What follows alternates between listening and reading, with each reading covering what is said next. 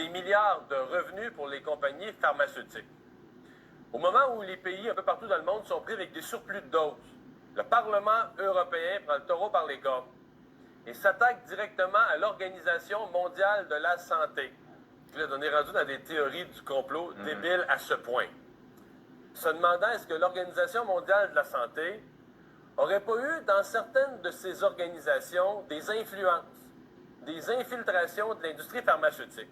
Si tu lis trop de merde sur les réseaux sociaux puis que ton cerveau n'a pas les systèmes de filtration qui te permettent de voir qu'est-ce qu'il y a de l'allure, qu'est-ce qui est un question. Je vous lis un extrait du texte de la résolution adoptée par le Comité de la santé du Parlement européen.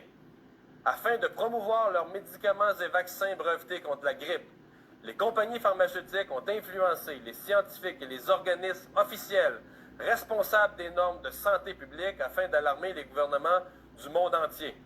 Et on parle aussi, un peu plus loin, là, d'une fausse pandémie. Il y a encore des gens qui disent que la COVID, ça n'existe pas, puis c'est comme une grippe, puis que les médias et les gouvernements font peur au monde pour X, Y, Z de raisons débiles. Là. Donc, au Parlement européen, le langage est clair, le langage, il est dur. Je vous parle de quelques personnages qui sont impliqués. Wolfgang Wodardt, c'est le président du Comité de la santé du Parlement européen.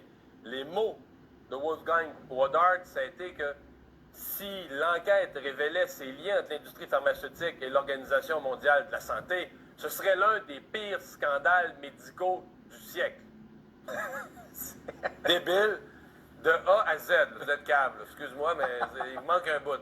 Albert Osterhaus, c'est le principal conseiller de l'Organisation mondiale de la santé en matière de grippe, selon ce qui est documenté, ou aurait des liens importants avec l'industrie pharmaceutique. Si c'est votre frère, votre beau-frère, quitte à couper les liens dans la famille, barrez-le sur Twitter, barrez-le sur Facebook, ou soyez gentil et avertissez-le de dire, regarde, consulte,